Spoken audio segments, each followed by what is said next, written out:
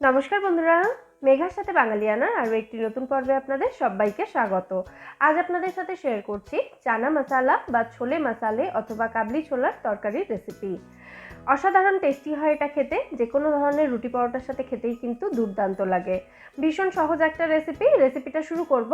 আর আজকের এই প্রিপারেশনটা আমি প্রেসার কুকারে বানিয়ে দেখাবো, যাতে এটা বানাতে সময় অনেকটাই কম লাগবে।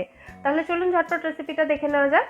প্রথমে আমি প্রেসার কুকার ভালো করে গরম করে নিয়ে তার মধ্যে 3 টেবিল চামচ মতো তেল দিয়ে দিয়েছি। তেলের পরিবর্তে আপনারা ঘিতেও রান্নাটা করতে পারেন। তেলটা ভালো করে গরম হয়ে গেলে ওর মধ্যে ফোড়নের জন্য দিয়েছি গোটা গরম মশলা, ছোটো এলাচ, লবঙ্গ, দারচিনি, আর দিয়েছি একটা তেজপাতা এবং 1 চা চামচ মতো গোটা জিরে বা সাদা জিরে। জিরের কালারটা একদম ব্রাউন হওয়া পর্যন্ত জিরেটাকে ভালো করে ভেজে নিয়েছি। তারপর এর মধ্যে দিয়ে দিয়েছি আমি 3টে মাঝারি সাইজের পেঁয়াজ কুচি। পেঁয়াজের কালারটা একটু হালকা হয়ে আসা পর্যন্ত পেঁয়াজটাকে ভেজে নেব। আর যতক্ষণে পেঁয়াজটা ভাজা হচ্ছে, 3টে মাঝারি সাইজের টমেটো এবং স্বাদ মতো কাঁচা লঙ্কার একটা পেস্ট আমি তৈরি করে রাখবো। এই পেস্টটা আমরা গ্রেভিতে পরে ব্যবহার করব। এদিকে দেখুন পেঁয়াজের কালারটা হালকা হয়ে গেছে, মানে পেঁয়াজটা হালকা করে ভাজা হয়ে গেছে। এবার এর মধ্যে আমি দিয়ে দিয়েছি 1.5 টেবিল চামচ মতো আদা রসুন বাটা। আদা রসুনের কাঁচা গন্ধ চলে যাওয়া পর্যন্ত আদা রসুনটাকে আমি ভালো করে ভেজে নিয়েছি। এবার যে টমেটো কাঁচা লঙ্কার পেস্টটা তৈরি করে রেখেছিলাম, সেই পেস্টটা এখানে দিয়ে দিলাম। আপনারা চাইলে টমেটো কাঁচা লঙ্কাটা গ্রেট করেও এখানে ব্যবহার করতে পারেন। এবার এর মধ্যে দিয়ে দিচ্ছি আমি 1/2 চা চামচ মতো হলুদ গুঁড়ো। আর যাতে সুন্দর একটা কালার আসে এই রান্নার মধ্যে, তার জন্য আমি এখানে কাশ্মীরি লঙ্কা গুঁড়ো ব্যবহার করছি 1 চা চামচ মতো। এটা একেবারেই অপশনাল, নাও দিতে পারেন। স্বাদ মতো নুন দিয়ে দিলাম। আর ভাজা জিরে এবং ধনের গুঁড়ো, মানে একসঙ্গে সমান পরিমাণে জিরে, গোটা জিরে এবং গোটা ধনে, এই দুটো আমি শুকনো কড়াইতে ভালো করে ভেজে নিয়ে তারপর সেটা গুঁড়ো করে এখানে 1 টেবিল চামচ মতো ব্যবহার করেছি। আর দিচ্ছি এখানে ছোলে মশালে। ছোলে মশালা এখানে যে কোনো ব্র্যান্ডের আপনারা ব্যবহার করতে পারেন। আমি এটাও 1 টেবিল চামচ মতোই দিয়েছি। এবার এই সমস্ত উপকরণ একসাথে ভালো করে নাড়াচাড়া করে মিশিয়ে নিয়ে মশলাটাকে কষিয়ে নিতে হবে মিনিট 2 মতো। আর কষানোর সময় প্রেসার কুকারের ঢাকনাটা আমি ওপর থেকে এভাবে একটু চাপা দিয়ে দিলাম। প্রায় 2 মিনিট একদম লো ফ্লেমে রেখে আমি মশলাটাকে কষিয়ে নিয়েছি। মশলা থেকে তেল ছেড়ে গেছে, দেখতেই পাচ্ছেন, তার মানে মশলাটা কিন্তু খুব ভালো করে কষানো হয়ে গেছে। এবার এখানে আমি দিয়ে দিচ্ছি ভিজিয়ে রাখা কাবলি ছোলাটা। 200 গ্রাম মতো কাবলি ছোলা আমি প্রায় 8 ঘন্টা মতো ভিজিয়ে রেখেছিলাম। তারপর ছোলাটাকে পরিষ্কার জল দিয়ে আরও একবার ধুয়ে জল ঝরিয়ে আমি ছোলাটা এখানে মশলার মধ্যে দিয়ে দিয়েছি। মশলার সাথে ছোলাটাকে ভালো করে নাড়াচাড়া করে মিশিয়ে দিচ্ছি। তারপর প্রেসার কুকারের ঢাকনাটা ওপর থেকে হালকাভাবে রেখে দিয়ে এটাকে লো ফ্লেমে কষিয়ে নিতে হবে 2 থেকে 3 মিনিট মতো।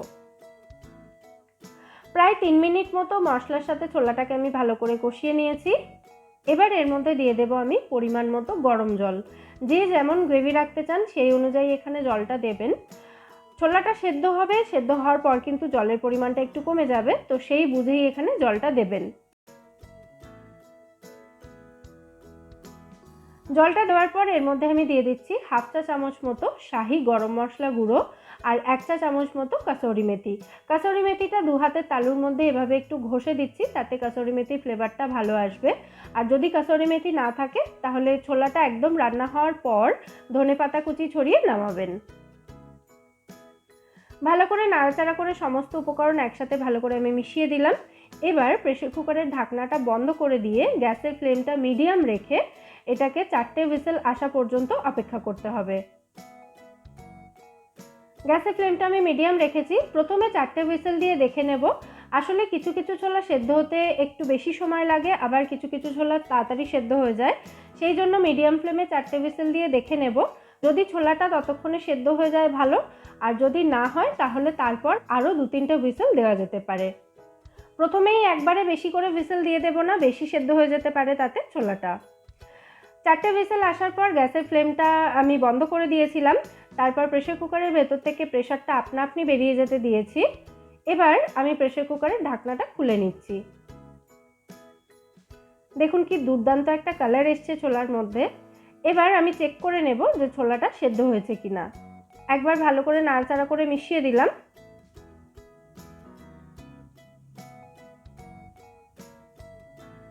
এবার একটা চামচ দিয়ে আমি এখানে চেক করে নিচ্ছি ছোলাগুলো ঠিকমতো সেদ্ধ হয়েছে কিনা। আমার মনে হচ্ছে ছোলাগুলো আরেকটু সেদ্ধ হলে ভালো হয়, সেই জন্য আমি গ্যাসের ফ্লেমটা আবার অন করে দিচ্ছি। প্রেসার কুকারের ঢাকনাটা বন্ধ করে দিয়ে গ্যাসের ফ্লেমটা মিডিয়ামে রেখে আবার আমি 2টো হুইসেল আসা পর্যন্ত এটাকে রান্না করে নিচ্ছি। 2টো হুইসেল আসার পর প্রেসার কুকারের ভেতর থেকে আপনা আপনি আমি প্রেসারটাকে বেরিয়ে যেতে দিয়েছি। তারপর প্রেসার কুকারের ঢাকনাটা খুললাম। এবার আবার আমি চেক করে নিচ্ছি যে ছোলাটা এবার ঠিকঠাক সেদ্ধ হয়েছে কিনা। এখন দেখুন ছোলাটা একদম পারফেক্টলি সেদ্ধ হয়ে গেছে। আমাদের ছোলা মশলা এখানে একদম রেডি সার্ভ করার জন্য। এই প্রসেসে মানে প্রেসার কুকারে চানা মশলা তৈরি করলে তাতে কিন্তু টি ব্যাগ বা চা পাতাটা ব্যবহার করবেন না। বাকি পুরো রেসিপি হুবহু ট্রাই করতে পারেন, অসাধারণ খেতে হয় এটা, একদম ঝামেলামুক্ত এবং দুর্দান্ত স্বাদের একটা চানা মশলা তৈরি হয়।